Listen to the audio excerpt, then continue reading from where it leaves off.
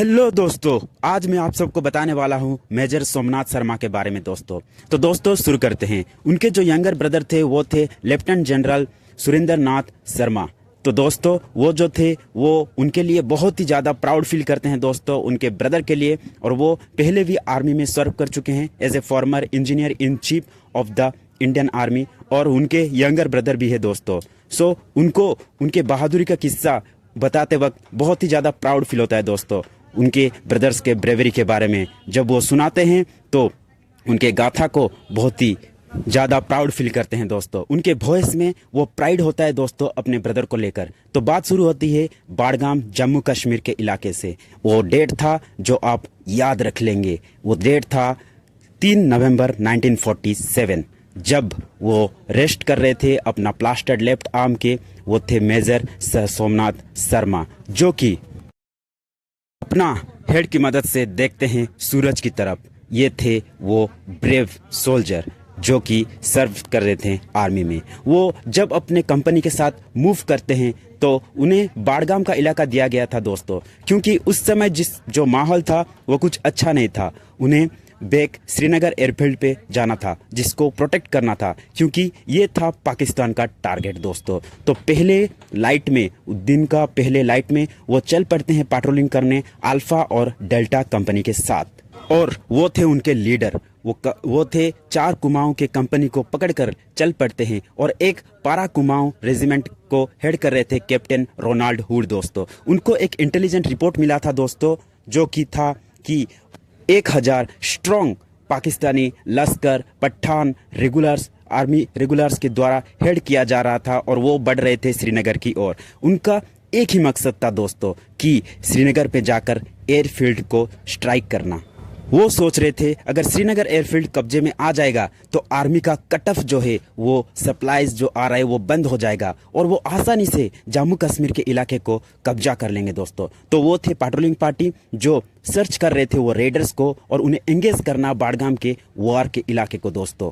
तो दोस्तों वो भी हमारे मदरलैंड को प्रोटेक्ट करने के लिए चल पड़े श्रीनगर एयरफील्ड में बाड़गाम, जो कि 3 से 4 माइल दूर है दोस्तों श्रीनगर एयरफील्ड से। वो चल पड़ते हैं वेस्ट के इलाके का, उस विलेज के वेस्ट इलाके पर वो ट्रेंच गाड़ दिए थे दोस्तों। और एक पारा कुमाऊं रेजिमेंट जो थे वो साउथर्न पार्ट पे भी पूरा सारा कब्जा किए हुए थे दोस्तों।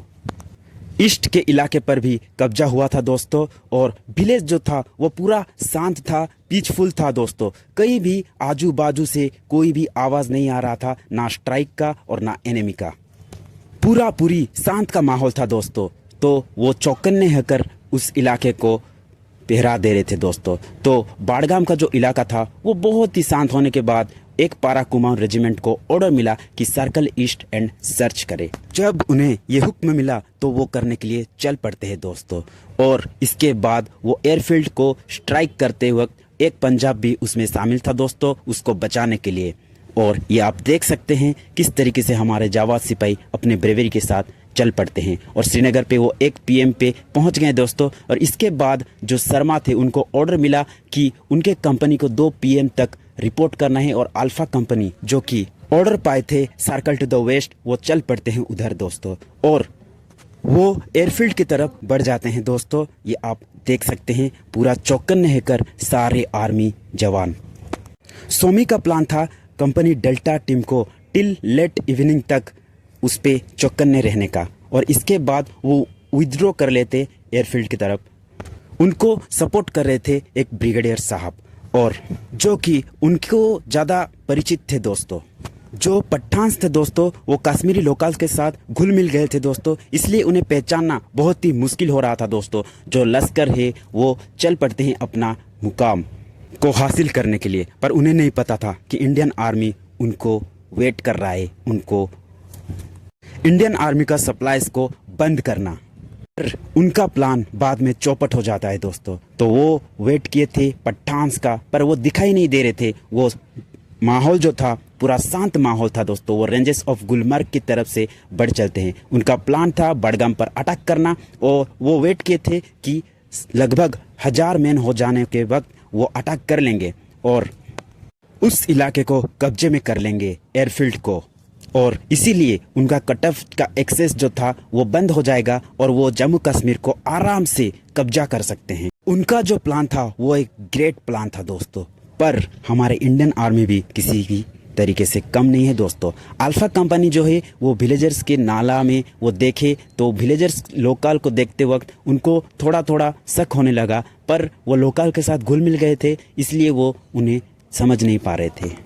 इसके बाद डेल्टा कंपनी चौकन्ने नहीं होकर रह रहा था दोस्तों, पर बाद में उनका 1000 मैन तो नहीं हो पाए, लेकिन 700 मैन इकट्ठा हो गए और इसके बाद वो लॉन्च करते हैं अटैक, क्योंकि उनको कब्जा करना था। पर वो हमारे जो जवान सिपाही थे वो सिर्फ 90 थे, वो बहुत ही कम नंबर में थे दोस्तों, जैसे 7 to 1। अचानक से गन फायर स्टार्ट हो जाता है दोस्तों और सारे लोग एक्टिव हो जाते हैं, हमारे सिपाही भी एक्टिव हो जाते हैं दोस्तों। अचानक से जो हमला हो चुका है वो मशीन गन से फायर कर रहे थे दोस्तों, पर हमारे जवान सिपाहियों के पास जो पोजीशन था वो कुछ बहुत ही हार्ड मुश्किल पोजीशन था दोस्तों, इसीलिए पर हमारे सिपाही रुके नहीं दोस्तों, वो भी पर उनको सिर्फ एक ही डर था दोस्तों, कहीं इनोसेंट पीपल पर हट ना हो जाए, जिसमें इंक्लूड थे वोमेन और चिल्ड्रेन। वो उन्हें नुकसान पहुंचाना नहीं चाहते थे दोस्तों, इसीलिए उनको ये एक बड़ा मुश्किल वक्त था जिस पर हंड्रेड्स ऑफ लोग थे और जो कंपनी था वो मोटार ऑटोमेटिक फायर से था, पर हमारे जावा सिपाही पीछे हटने का नाम ही नहीं रहे थे दोस्तों। उनको जो हेड कर रहे थे वो थे वाइसरॉयस कमीशन ऑफिसर और हर एक 10 आदमी को हेड कर रहे थे रेगुलर पाकिस्तान के आर्मी। वो लोग ही लोकल्स को मोटिवेट कर रहे थे फाइट करने के लिए, उन्हें इंस्पायर कर रहे थे। इसके बाद हमारे सिपाही भी उन्हें जवाब देने लगे फॉर कुमाऊं रेजिमेंट के, और बाद में सोमी भी उनको बहुत ज़्यादा एनकरेज कर रहे थे दोस्तों, ताकि वो पीछे ना हटे, क्योंकि ये पर वो अपने सेफ्टी नहीं देख रहे थे दोस्तों, क्योंकि ये देश का बात था। और इसके बाद वो ग्रिट और डिटर्मिनेशन के साथ चल पड़ते हैं उनको टक्कर देने के लिए। वो बहुत ही कम नंबर में थे दोस्तों, पर हार नहीं मान रहे थे। उनके पास एम्यूनिशन और रीइंफोर्समेंट के लिए वो वेट किए थे, पर उनको पता चला कि पंजाब रेजिमेंट आने के लिए वक्त लगेगा, तो वो इस इंच की ज़मीन को भी उनके हवाले नहीं करना चाहते थे दोस्तों। रीइंफोर्समेंट आने के लिए टाइम लगेगा, इसीलिए वो उनको एंगेज कर रहे थे वो फाइटिंग करने के लिए, ताकि वो रीइंफोर्समेंट आने के बाद सब कुछ ठीक हो जाता दोस्तों। और इसके बाद जो हुआ वो चल पड़ते हैं, वो राइडर्स को एडवांस एयरफील्ड तक कब्जा करने के लिए नहीं देते हैं दोस्तों। सोमी ने डिसाइड किया कि वो पीछे नहीं हटेंगे, अपना आखिरी सांस तक लड़ेंगे, और इस लड़ाई की वजह से एयरफील्ड को वो 1 इंच भी कब्जा नहीं कर पाए दोस्तों। वो सारे ट्रूप्स को इंस्पायर करते हैं ताकि वो आगे बढ़ चले, उनके साथ मैं हूँ बोल के। वो 303 राइफल गोली के साथ चलाते हुए, इसका कोई मैच नहीं है दोस्तों एनिमी का, फिर भी हमारे सोल्जर हार नहीं माने दोस्तों।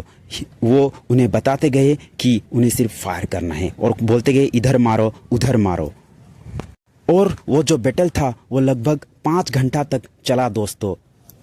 इसके कुछ देर जाने के बाद हेडक्वार्टर से इन्फॉर्मेशन आया कि उन्हें पीछे हट जाना चाहिए, पर सोमी ने आखिरी में बोला the enemy is only 50 yards from us, we are heavily outnumbered.